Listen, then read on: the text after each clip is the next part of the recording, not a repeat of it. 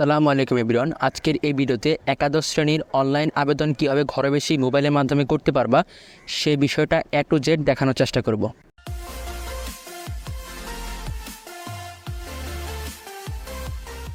প্রথমেই তোমরা জানো যে exiclassadmission.gov.bd-তে তোমাদের অনলাইন অ্যাপ্লিকেশন করা যাবে। তোমরা ক্রোম ব্রাউজার অথবা যে কোনো ব্রাউজার থেকে এই ওয়েবসাইটে আসবা। এই ওয়েবসাইটে আসার পর এবং আমি তোমাদের লিঙ্ক প্রয়োজনে ডিসক্রিপশনে দিয়ে দিব। এই ওয়েবসাইটে আসার পর এরকম একটা ইন্টারফেস দেখবা।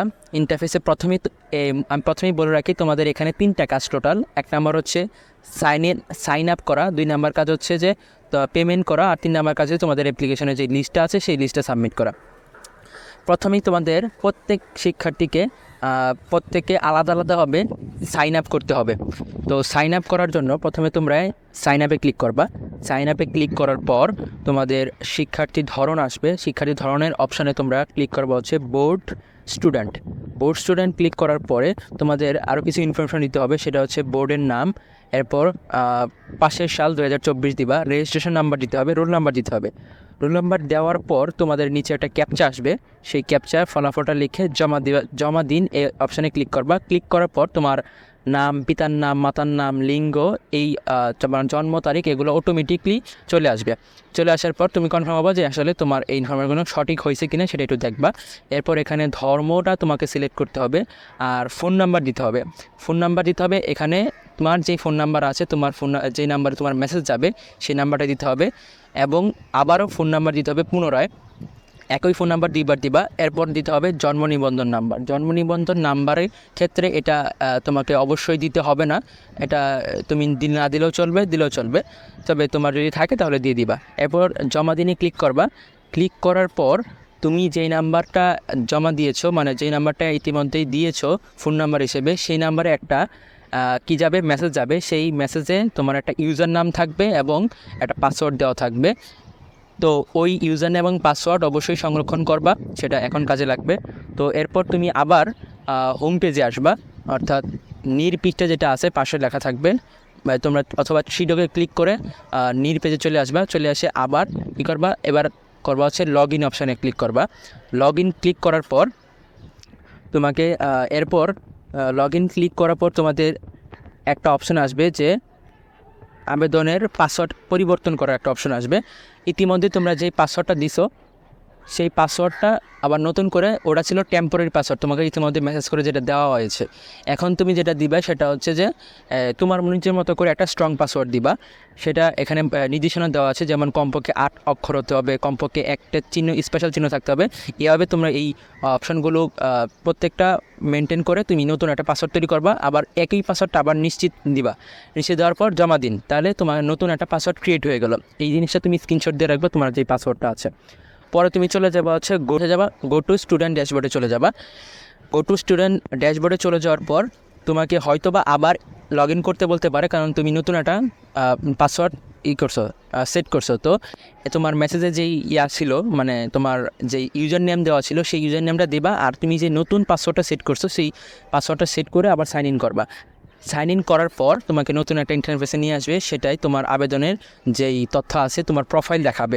সেই প্রোফাইলে তোমার নাম, ব্যক্তিগত বিভিন্ন ইনফরমেশন দেখতে পারবা আর আবেদনের অবস্থা দেখতে পারবা। আবেদনের অবস্থা দেওয়া থাকবে, আবেদনের জমা দেওয়া হয়েছে না, এরপর হচ্ছে জমা দানের তারিখ, এগুলো দেওয়া থাকে, এগুলো প্রযোজ্য নয় লেখা থাকবে, কারণ তুমি এখনও আবেদন করনি। তুমি কেবল কী করলা, সাইন ইন করছো এবং লগ ইন করছো, তুমি কেবল প্রক্রিয়া শুরু করছো। আচ্ছা, এরপর কাজ কি? এরপরে কাজ হচ্ছে যে এই জায়গায় এই পাশে লেখা আছে যে তোমার 3 ডটে ক্লিক করে এই অপশানটা তোমরা পেয়ে যাবা, আর পিসিতে করলে এটা পাশে দেওয়া থাকবে।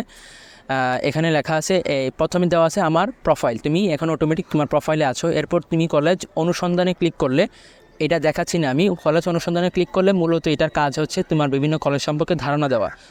তুমি এই কলেজ সিলেক্ট করো, থানা, জেলা, তারপর হচ্ছে বোর্ড সিলেক্ট করে তুমি একটা কলেজ যদি সিলেক্ট করো, সেই ক্ষেত্রে কলেজের সকল ইনফরমেশান, অর্থাৎ তোমার আবেদন করতে কত ন্যূনতম যোগ্যতা লাগবে, কতগুলো সিট আছে, কোন ভার্সনে পড়ানো হয়, এই সবগুলো ইনফরমেশান এখানে কলেজ অনুসন্ধানে দেওয়া আছে। তুমি চাইলে সেটা দেখতে পারো। তো আর অলরেডি দেখার দরকারও নাই, কারণ তুমি আবেদন করতে বসছো, তার মানে তুমি অলরেডি তোমার কলেজের লিস্ট তৈরি করে রাখছো। যাই হোক, প্রয়োজন পড়ে দেখতে পারো। এরপর দেওয়া লেখা আছে আবেদন। আবেদনে একটা অপশন থাকবে, সেখানে যদি তুমি ক্লিক করো তাহলে 3টা অপশন আসবে। 1 নম্বর হচ্ছে আবেদনে ফি জমা দিন, 2 নম্বর হচ্ছে আবেদন আপডেট করুন, আবেদন দেখুন। প্রথম কাজটাই হচ্ছে আবেদনে ফি জমা দিন। আবেদনে ফি জমা দেওয়া কী হবে? আবেদনে ফিটা জমা দিতে হবে সহজভাবে তোমরা মোবাইল ব্যাঙ্কিংয়ের মাধ্যমে দিতে পারবা। এখন দেখবা হচ্ছে আবেদনের ফি কীভাবে জমা দিতে হবে। আবেদনের ফি জমা দেওয়ার জন্য তোমরা আবেদন ফি জমা দিন এটাতে ক্লিক করবা। আবেদন ফি জমা দিন এটাতে ক্লিক করার পর তুমি নিচে দেখবা যে পেমেন্টের তথ্য নামে অপশন আসবে। তোমরা সোনালী ব্যাংক লিমিটেড ক্লিক করবা, কোনো সমস্যা নেই। এখান থেকে তোমরা মোবাইল ব্যাঙ্কিংয়ের মাধ্যমেই টাকা জমা দিতে পারবা।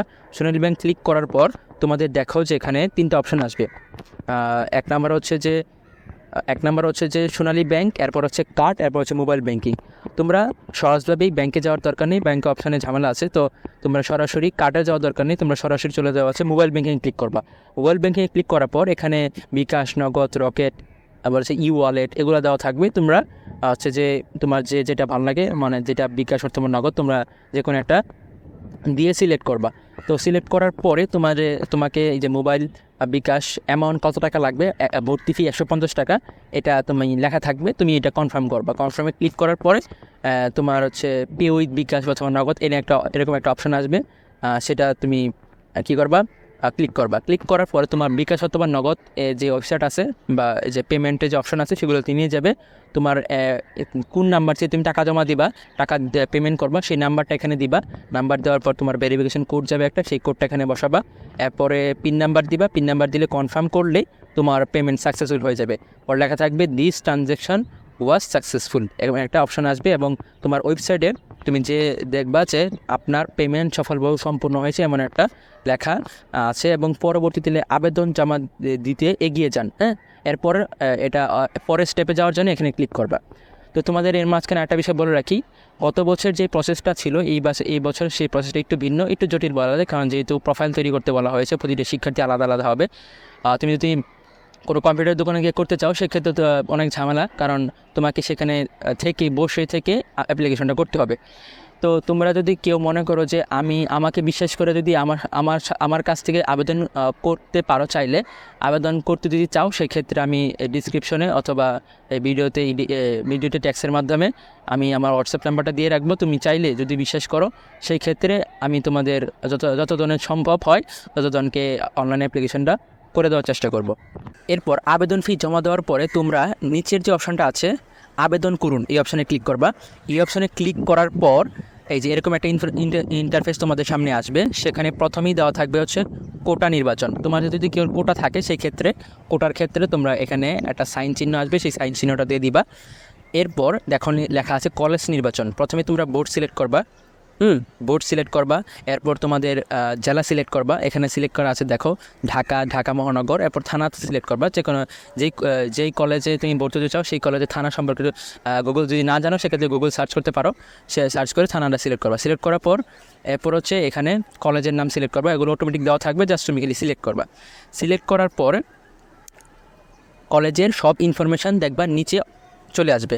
সেখানে কি লেখা থাকবে, ওই কলেজের কতগুলো ভার্সন আছে, কোন ভার্সনে তোমার হচ্ছে যে আবেদন করা যাবে, তারপরে আসন সংখ্যা কত, ধরন, এই সবগুলো এখানে নিচে দেওয়া থাকবে। দেওয়া থাকার পরে তুমি ধরো যে সায়েন্সের ইংলিশ ভার্সনে আবেদন করতে চাও অথবা ব্যবসা শিক্ষা বাংলা ভার্সনে আবেদন করতে চাও, তাহলে তোমার যেইটাতে আবেদন করতে চাও সেটার এই যে প্লাস চিহ্ন যেটা আছে সেখানে ক্লিক করবা। প্লাস চিহ্ন ক্লিক করার পর এই যে তোমার ডান পাশে এই যে জমা দেওয়ার পছন্দকৃত তালিকা এখানে অটোমেটিক প্রস্তুত হবে। এই ধরো যে এখানে বাংলা বিজনেস স্টাডিসে মর্নিংয়ে আদমজি ক্যান্টনমেন্টে আবেদন করতে চাইছিল, তো আবেদন এখানে চলে আসছে, অটোমেটিক চলে আসছে। তো এভাবে অন্যান্য কলেজগুলো সেমভাবেই তোমরা করতে পারবা। মানে প্রতিটা কলেজ এভাবেই সিলেক্ট করবা। এভাবে তোমরা সিরিয়ালি সর্বনিম্ন 5টি এবং সর্বোচ্চ 10টি কলেজ সিলেক্ট করতে পারবা। সিলেক্ট করে যে এরকম একটা লিস্ট তৈরি হবে। তো তোমরা চাইলে অনেক সময় দেখা গেছে যে এইখানে অগ্রাধিকার নামে প্রথমেই যেটা আছে সেটা হচ্ছে অগ্রাধিকার লিস্ট। অর্থাৎ তোমরা জানো যে তোমার অগ্রাধিকার লিস্ট অনেক বেশি ইম্পর্ট্যান্ট। কেন ইম্পর্ট্যান্ট এ বিষয়ে অনেক ভিডিও দেওয়া হয়েছে, তোমরা চাইলে সেগুলো দেখতে পারো। তোমাদের যেটা সবচেয়ে ভালো পছন্দ সেটা তুমি 1 নম্বর রাখবে, এরপর 2 নম্বর এভাবে সিরিয়াল করবা। এমন হতে পারে যে তুমি ধরো যে এই 3 নম্বরে যে কলেজটা দিছো সবগুলো সিলেক্ট করার পর সেগুলো 1 নম্বর আনা প্রয়োজন। সেই ক্ষেত্রে তোমরা এই যে উপর নিচ করার যে অপশনগুলো আছে, এই যে চিহ্নগুলো আছে, সেগুলো চিহ্ন উপরে ক্লিক করলে উপরে চলে যাবে। আবার যদি তুমি উপরটা নিচে আনতে চাও তাহলে নিচে চলে আসবে। তো এভাবে তোমরা সিলেক্ট করতে পারবা। তোমার যদি কোটা থাকে, ফ্রিডম ফাইটার কোটা, তাহলে কোটাতে সিলেক্ট করে রাখবা। এরপর এরপর হচ্ছে যে অপশনটা আসবে, মানে নিচে যে অপশনটা পাবা আবেদন সাবমিট করুন। হ্যাঁ, আবেদন তোমার সবগুলো সিলেক্ট করা শেষ, এখন তোমার সাবমিট করবো। সাবমিট করার পর, সাবমিট ক্লিক করার পরে এরপরে যে অপশনটা আছে সেটা হচ্ছে যে লেখা থাকবে যে আপনি কি সত্যি আপনার নির্বাচিত পছন্দ জমা দিতে চান। এরপরে এগিয়ে যান ক্লিক করবা। এগিয়ে যান ক্লিক করার পরে ঠিক আছে। তো ঠিক আছে ক্লিক করার পর তোমার আবেদনটা জমা হয়ে গেছে। তো এই ক্ষেত্রে ধরো যে অনেক সময় আমাদের আপডেট করতে হয়, যে ধরো যে আমি যেভাবে সিলেক্ট করছি সেভাবে আমার পছন্দ হয়নি, আমি এটা চেঞ্জ করতে চাই, অথবা কলেজের নাম চেঞ্জ করতে চাই, অথবা তোমার প্রায়োরিটি লিস্ট উপর নিচ করতে চাই। সেক্ষেত্রে ক্লিক করতে হবে হচ্ছে আবেদন আপডেট করুন। আবেদন আপডেটে ক্লিক করার পর এই যে তুমি যে আবেদন করছিলা সেটা তুমি আবার নতুন করে পেয়ে যাবা। তুমি যদি নতুন করে কোনো কলেজ অ্যাড করতে চাও সেই ক্ষেত্রে তুমি এখানে প্লাস আইকন থাকবে, সেই প্লাস আইকনে ক্লিক করবা। আর যদি তুমি এখানে বাদ দিতে চাও তাহলে ক্রস আইকনে ক্লিক করবা। আর উপর নিচ করতে চাইলে তুমি উপর নিচে যে মানে অপশনগুলো আছে, আইকন পয়েন্টগুলো আছে, সেই পয়েন্টগুলোতে ক্লিক করবা। তো ক্লিক করার পর আপডেট হয়ে যাবে, মানে তুমি সিলেক্ট করে রাখতে পারবা। আর তোমার যদি কোটা থাকে, এসটি কোটা বা অন্য কোনো কোটা থাকে, সেক্ষেত্রে যে ডটগুলোতে ক্লিক করবা। আর উপর নিচ করতে গেলে তো আইকনগুলোতে ক্লিক করবা। এরপর আবেদন আপডেট করুন ক্লিক করবা। আবেদন আপডেট করুন ক্লিক করলে এগিয়ে যান অপশানে ক্লিক করবা। এরপর ঠিক আছে অপশানে ক্লিক করবা। তাহলে তোমার আবেদন আবার নতুন করে আপডেট হয়ে যাবে। তাহলে এরপর আরেকটা অপশান আছে নিচে আবেদনের, তোমরা দেখতে পাচ্ছ যে আবেদন দেখুন, অর্থাৎ তুমি যে আবেদনটা করছো সেটা কী অবস্থায় আছে বা কী করেছো সেই বিষয়টা দেখার জন্য এই আবেদন দেখুন অপশানটা। তোমরা আবেদন দেখুন অপশানে ক্লিক করলে তোমরা এখানে দুটো অপশান পাবে, একটা হচ্ছে আবেদন আপডেট করুন, আর একটা হচ্ছে পিডিএফ ডাউনলোড করুন। তোমরা তো আবেদন আপডেট করুন সেটা দেখতেই পাচ্ছ। এবং তোমরা যদি মানে তোমরা যে আবেদনটা করেছো সেটা তুমি কি আবেদন করছো সেটা পিডিএফ ডাউনলোড করার জন্য পিডিএফ ডাউনলোড করার অপশানে ক্লিক করবা। পিডিএফ ডাউনলোড করার অপশানে ক্লিক করলে তোমরা হচ্ছে যে এই তোমাদের যে আবেদনটা করেছো সেটা পিডিএফ ডাউনলোড হয়ে যাবে। তো মোটামুটি এভাবেই তোমরা খুব সহজেই ঘরে বসেই অনলাইনের মাধ্যমে একাদশ শ্রেণী ভর্তির আবেদনটা করতে পারবা। যেটা আগেই বললাম, তোমরা যদি কেউ চাও আমার উপর বিশ্বাস করো, সেই ক্ষেত্রে তোমরা যদি চাও তাহলে আমাকে হোয়াটসঅ্যাপে নক দিতে পারো, আমি ফোন নাম্বার দিয়ে দিব। তাহলে এবং আমাদের সাথে কন্ট্যাক্ট করে অনলাইনে তোমাদের আবেদনটা সুন্দরভাবে যত ধরনের সম্ভব তত ধরনের আবেদনটা করে দেওয়ার চেষ্টা করব। এই ছিল আজকের ভিডিও। সম্পূর্ণ ভিডিওটি দেখার জন্য সবাইকে ধন্যবাদ।